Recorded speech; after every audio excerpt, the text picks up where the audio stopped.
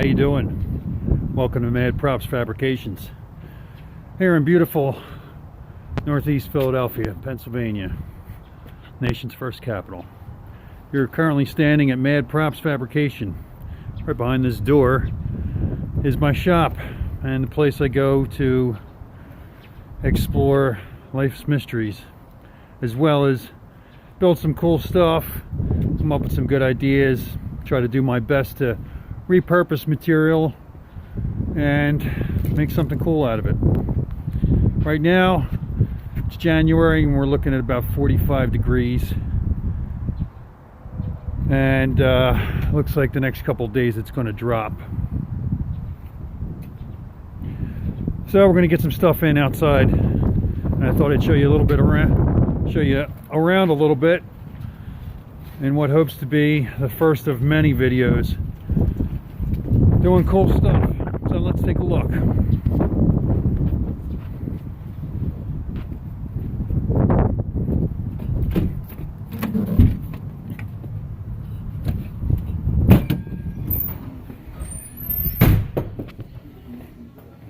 My shop's about 2,500 square feet,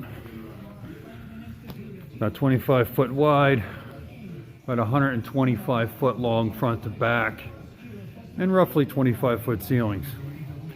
So I got lots of space in here. I'm trying to fill it up. Behind me up to the stairs is my executive office, if we can call it that. And here's the rest of my shop. What I like to do is try to find stuff to use that you can find not only for free, but that you can repurpose and reuse. One thing I use a lot of is vinyl, sheet vinyl from billboards. If you look behind me, right over here, made myself a booth for when I have to paint or get something to warm up or to keep something warm. I built this little tent. Gotta turn the lights on.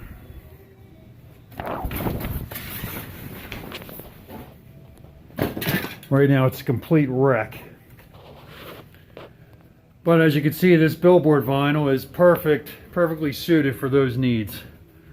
Built myself some very rough framing, very rough electric that I can just plug in whenever I need this space. That's perfect. This billboard vinyl, don't know if you have any place near you, but there's a supplier close by, and I don't want to mention any names because I don't know what I can and cannot say. But this billboard vinyl is absolutely free. They give it away by the pallet full if you can take it. Generally these things are anywhere from 30 to 50 feet by 30 to 75 feet. So there's an enormous amount of this material, and I've used it for tons of things. Drop cloths, this kind of thing, spray booths. God, I can't even name it all.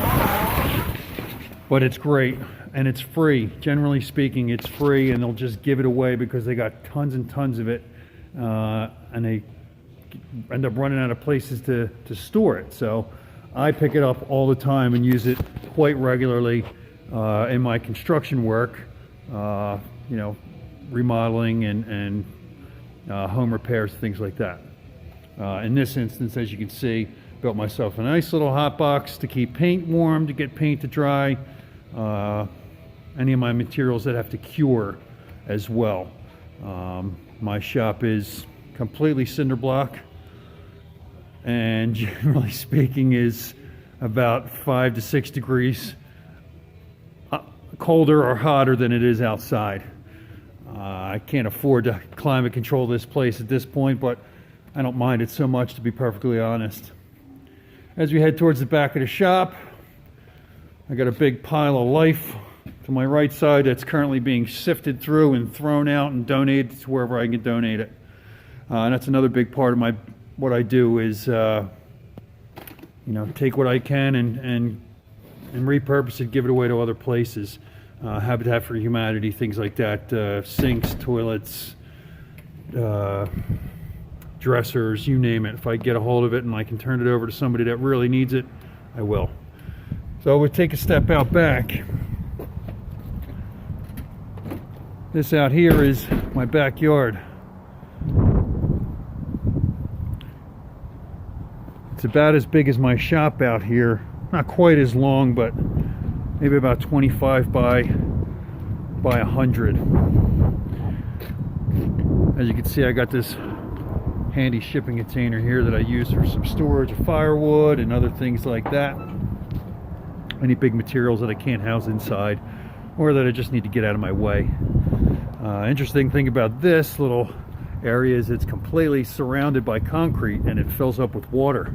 So as you can see behind me, I've got a sump pump there that at times is inadequate, but most times does the job. I have since had to build a curb for my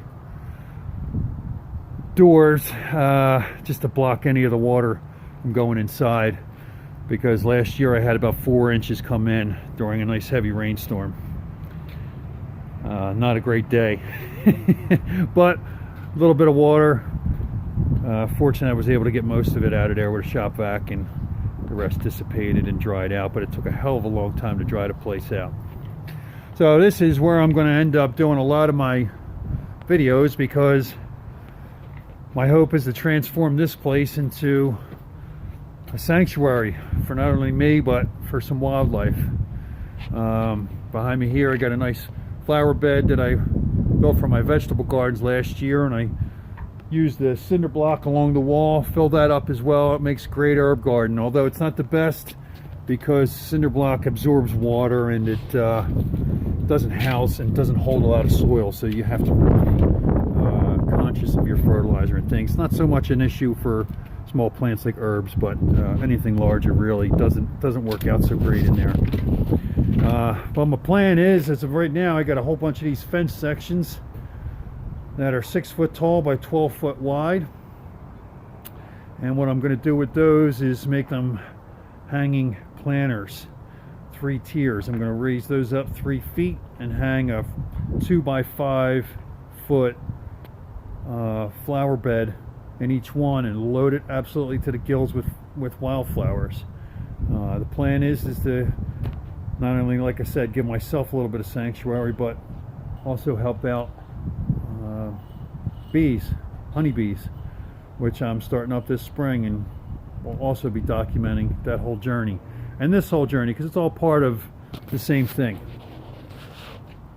with the same purpose. Getting a little bit more in touch with the natural world, doing a little something to help the bees, and creating a space for me that I can relax and have a beer and not have to care so much about the outside world. As you can see, I'm in a pretty industrial area. Right next to me here is train tracks, and I'm surrounded by mostly industrial shops, although there is some housing. And they're just taking about every single warehouse that you can find in this city and turning it into housing anyway. If you listen closely, you can hear a little whine from the tracks as a train comes at me from behind. So you'll be hearing a lot of trains in my videos, I'm sure. That's a local, so it's not so loud, and they move through pretty quickly, but once the fast movers come through, that's a pretty interesting experience to live through. I'm going to take you up on my roof right now. Bear with me, I'll put you in my pocket. Hang on.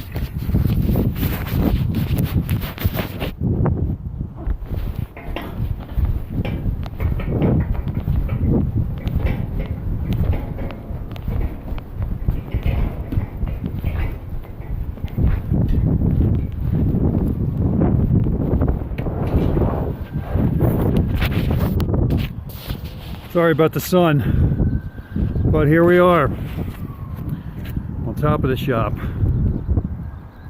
Now this is where I want to put my apiary.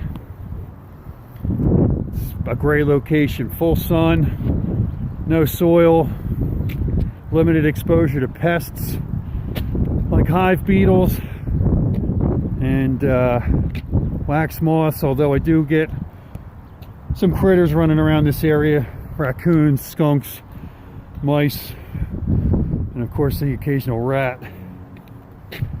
But up here I feel they'll be a little bit more protected and away from everybody and everything. So hopefully that'll give them the best opportunity to succeed, keep them safe, keep them happy, and also keep them a bit isolated. I love it up here. Biggest issue I have is wind, so I'm gonna have to do something about a windbreak, but it looks like it's gonna be pretty good. I don't know if I can turn this video around. I don't think I can, but from here you can take a look. To start my apiary, what I'm going to do is build a deck on top of that shipping container with some stairs so I can get to it a little bit easier than coming up and down here. For those of you that don't know, a good colony of bees in a beehive, just a few supers deep, can weigh upwards of 200 pounds. Each section filled with honey, one frame could be 5 or 6 pounds. And the problem I have up here is that access to getting materials up and down is a bit tricky, considering it's 25 feet off the ground, and the only thing to get up and down with is a ladder.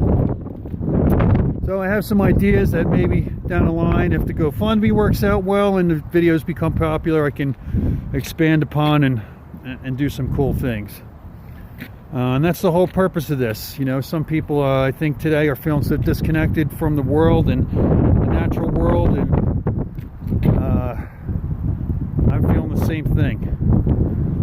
I love being outside, love being in nature, enjoying life and connecting with it. And becoming a beekeeper is, to me, probably makes more sense than anything I've tried to do in a long time. I'm really looking forward to it.